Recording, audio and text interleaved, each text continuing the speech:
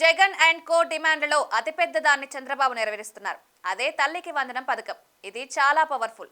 ఎందుకంటే అక్కడున్నది తల్లులు, వారే మహిళామ తల్లులు. అమ్మ ఒడి అన్న తల్లికి వందనం అన్న మహిళల ఓట్ల కోసమే. అందుకే జగన్ అమ్మ ఒడి కేవలం కుటుంబంలో ఒకరికే వర్తింపజేస్తే చంద్రబాబు మాత్రం అందరు విద్యార్థులకు అని చెప్పి ఎన్నికల్లో గెలిచారు. తీరా గెలిచాక బాబు ఏడాది అటు విధి విధానాలు అంటూ కాలయాపన చేశారు అని విపక్షం ఆరోపించింది. అయితే ఏడాది అయితేనేమి, రెండో ఏడాది అయితేనేమి అమలు చేయడం ముఖ్యం. అలా చంద్రబాబు తల్లికి వందనం అనే బ్రహ్మాస్త్రం బయటకు తీశారు. రాష్ట్రంలో ఎన్డీఏ కూటమి ప్రభుత్వం ఏర్పడి ఏడాది అవుతున్న సందర్భంగా రేపు తల్లికి వందనం పథకం అమలు చేయాలని నిర్ణయించింది. ఈ పథకం కింద తల్లుల ఖాతాల్లో నగదు విడుదల చేసేందుకు రాష్ట్ర ప్రభుత్వం 8,745 కోట్ల రూపాయలను కేటాయించింది. అంతేకాదు ప్రతి ఇంట్లో ఎంతమంది పిల్లలుంటే అందరికీ తల్లికి వందనం పథకం అమలు చేయనున్నారు.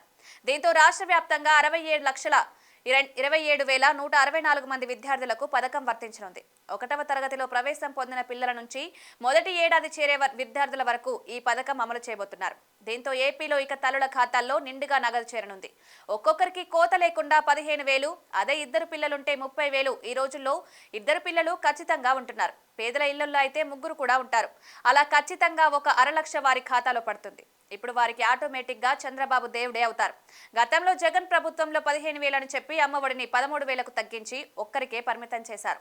అయినా అది గొప్ప పథకం అని చెప్పుకున్నారు. అలాంటిది ఏమాత్రం ఖర్చు చేయకుండా అందరికీ పథకం ఇస్తుంటే బాబు దేవుడు అనకుండా ఉండగలరా? ఇక చంద్రబాబు పథకాలు ఏవి అమలు చేయడం లేదని, వెన్నుపోటు దినమని వంచన అని జగన్ అండ్ కో నిరసనల పేరుతో పిలుపునిచ్చినా పట్టించుకుంటారా అన్నది మరో చర్చ. ఇలా ఏడాది పాలనతోనే మాస్టర్ స్ట్రోక్ ఇచ్చారు బాబు అని అంటున్నారు. నెమ్మదిగా మిగిలిన వాటిలో గురిచూసి భారీ సెక్షన్లు ఉన్న వారికి పథకాలు మిగిలినవి అమలు చేస్తూ పోతే విపక్ష వైసీపీ వద్ద ఆయుధాలు ఏముంటాయన్న చర్చ వస్తోంది. మొత్తం మీద చూస్తే బాబు జగన్ ని తొలి ఏడాదిలోనే కట్టడి చేయడానికి నిర్ణయించుకున్నారా అన్నదే అతిపెద్ద చర్చగా మారింది.